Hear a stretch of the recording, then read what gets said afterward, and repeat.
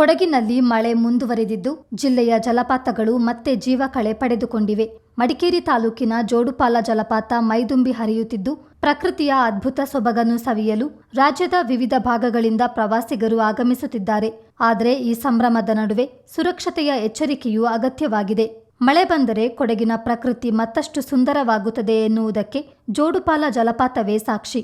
ಕಳೆದ ಕೆಲವು ದಿನಗಳಿಂದ ಸುರಿದ ಮಳೆಯಿಂದ ಜಲಪಾತದಲ್ಲಿ ನೀರಿನ ಹರಿವು ಗಣನೀಯವಾಗಿ ಹೆಚ್ಚಿದ್ದು ಬೆಟ್ಟದ ಮೇಲಿಂದ ಧುಮ್ಮಿಕ್ಕಿ ಹರಿಯುವ ನೀರು ನೋಡುಗರ ಮನಸೂರೆಗೊಳ್ಳುತ್ತಿದೆ.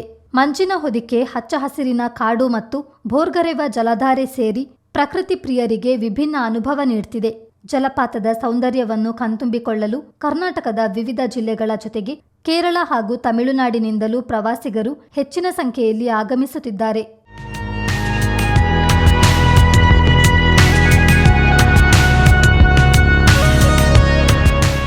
ಪ್ರವಾಸಿಗರು ಕುಟುಂಬ ಹಾಗೂ ಸ್ನೇಹಿತರೊಂದಿಗೆ ಆಗಮಿಸಿ ಪ್ರಕೃತಿಯ ನಡುವೆ ಸಮಯ ಕಳೆಯುತ್ತಾ ಫೋಟೋ ಮತ್ತು ವಿಡಿಯೋಗಳನ್ನು ಸೆರೆ ಹಿಡಿದು ಸಂಭ್ರಮಿಸುತ್ತಿದ್ದಾರೆ.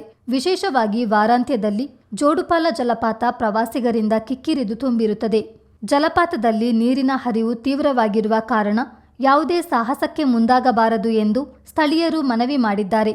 ಜಾರುವ ಬಂಡೆಗಳ ಮೇಲೆ ಹತ್ತುವುದು, ನೀರಿನೊಳಗೆ ಇಳಿಯುವುದು ಹಾಗೂ ಅಪಾಯಕಾರಿ ಸ್ಥಳಗಳಲ್ಲಿ ಸೆಲ್ಫಿ ತೆಗೆಯುವುದು ಅಪಾಯಕಾರಿಯಾಗಿದ್ದು ಸುರಕ್ಷತಾ ನಿಯಮಗಳನ್ನು ಕಟ್ಟುನಿಟ್ಟಾಗಿ ಪಾಲಿಸುವಂತೆ ಸೂಚಿಸಿದ್ದಾರೆ. ಮುಂಜಾಗ್ರತಾ ಕ್ರಮವಾಗಿ ಜಲಪಾತದ ಮುಂಭಾಗದಲ್ಲಿ ತಂತಿ ಬೇಲಿಯನ್ನು ಅಳವಡಿಸಲಾಗಿದೆ.